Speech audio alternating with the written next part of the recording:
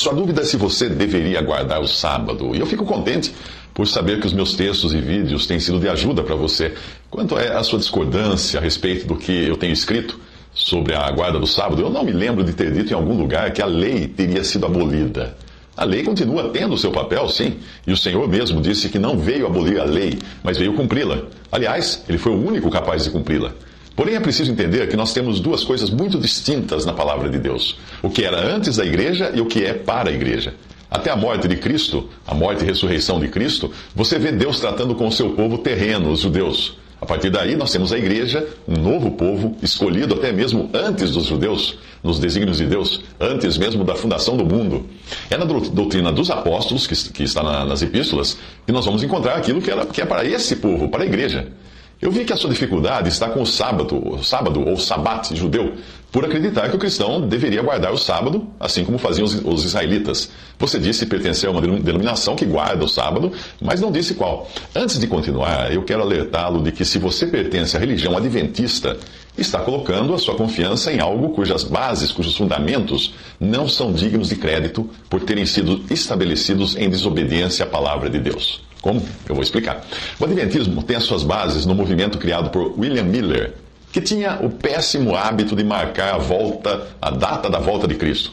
Mais tarde, o movimento adotou uma profetisa chamada Ellen White, que alegava ter visões e receber revelações. O Adventismo atual é baseado nos ensinos e visões de Ellen White. E a palavra de Deus nos dá razões suficientes para não darmos crédito a esses ensinos. Uma passagem na Bíblia diz: como em todas as igrejas dos santos, as mulheres estejam caladas nas igrejas, porque lhes não é permitido falar, mas estejam submissas, como também ordena a lei. E se querem aprender alguma coisa, perguntem em casa a seus próprios maridos, porque é indecoroso para a mulher o falar na igreja. Porventura foi de vós que partiu a palavra de Deus, ou veio ela somente para vós?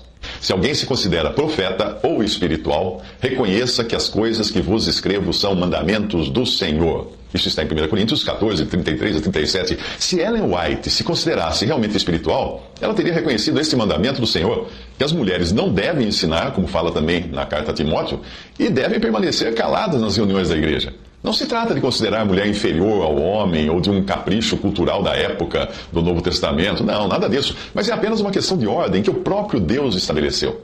Ele diz: reconheça que que as coisas que vos escrevo, Paulo está dizendo, são mandamentos do Senhor.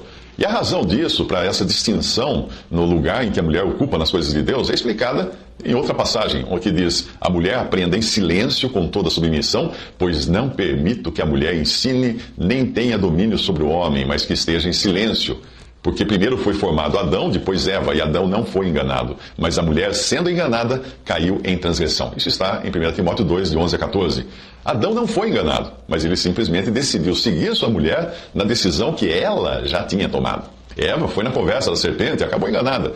Por essa razão, Deus não permite que a mulher ensine ou fale nas reuniões da igreja. A mulher é mais suscetível de ser enganada nas coisas referentes à doutrina. E mais uma vez, não sou eu quem está dizendo isso, mas a doutrina dos apóstolos. Não se trata de discriminação da mulher, não é nada disso. É uma ordem dada por Deus. A mulher tem a sua própria esfera de atuação bastante nobre, mas esta não inclui ensinar doutrinas aos homens.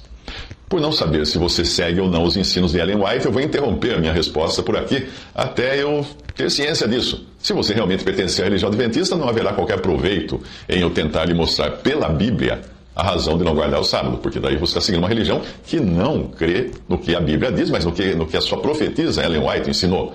Você continuará tirando suas conclusões das doutrinas ensinadas por uma mulher, algo claramente desautorizado por Deus. De nada adiantaria eu tentar curar o ferimento no pé de alguém se essa pessoa pretende continuar usando sapato com prego, né? Quando o alicerce de uma casa está fora do projeto original, todas as suas paredes, por mais belas e firmes que sejam, estão igualmente fora do projeto original. É uma questão de fundamento. Você segue as doutrinas ensinadas por essa mulher? Então, é preciso você resolver isso antes de querer entender outras coisas. Mas se não for este o seu caso, por favor, volte a escrever. Eu terei prazer em esclarecer esse ponto do sábado, segundo aquilo que eu encontro na palavra de Deus.